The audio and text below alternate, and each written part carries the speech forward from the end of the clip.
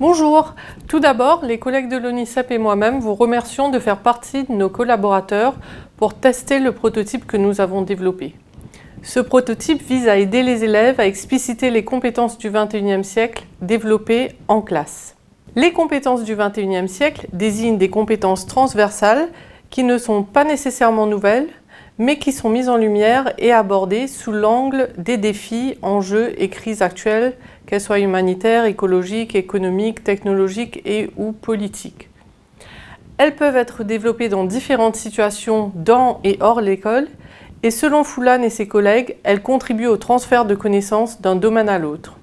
En se fondant sur les recherches issues de l'apprentissage expérientiel, nous avons développé à l'Université de Mons des supports qui, nous espérons, aideront les élèves à prendre conscience de certaines compétences du XXIe siècle, identifiées dans le référentiel de compétences développé par l'ONICEP.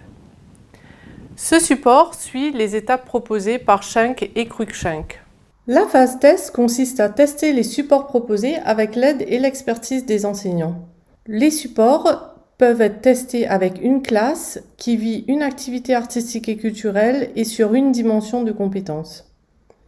Ces supports suivent les étapes proposées par les psychologues Jeb Schenk et Jessie Cruikshank. L'étape 1 consiste en la phase de cadrage. Elle est essentielle pour activer les zones cognitives nécessaires aux apprentissages visés. Pour aider les élèves à s'approprier l'outil et en particulier la dimension sur laquelle ils vont se focaliser, on vous propose une séance de travail en 5 temps. Dans un premier temps, commencez par expliquer ce que sont les compétences du XXIe siècle. Dans un deuxième temps, développez une carte mentale avec les élèves autour de la dimension travaillée. Dans un troisième temps, leur proposez de faire le lien entre la liste d'ingrédients et la carte mentale. Puis, ils peuvent explorer les énoncés de compétences et la définition des ingrédients, en particulier ceux qui ne comprennent pas.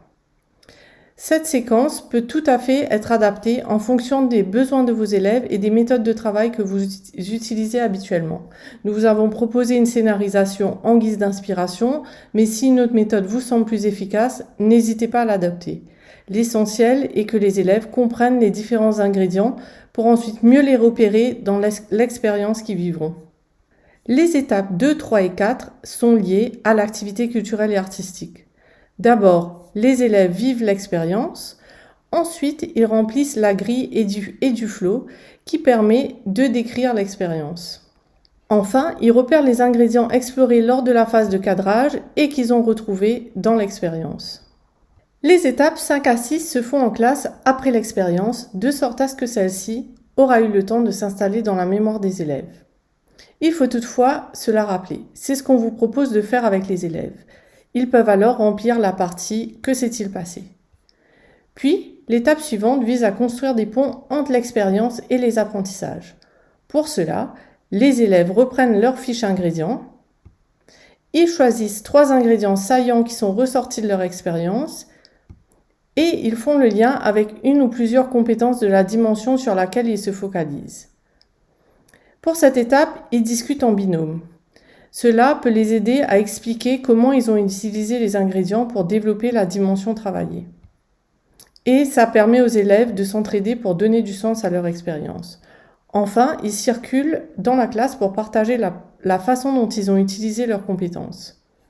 Avec leurs camarades, ils imaginent d'autres situations en lien avec le contexte scolaire ou l'orientation où ces ingrédients pourraient être utiles, puis ils notent tout cela en bas de leur fiche.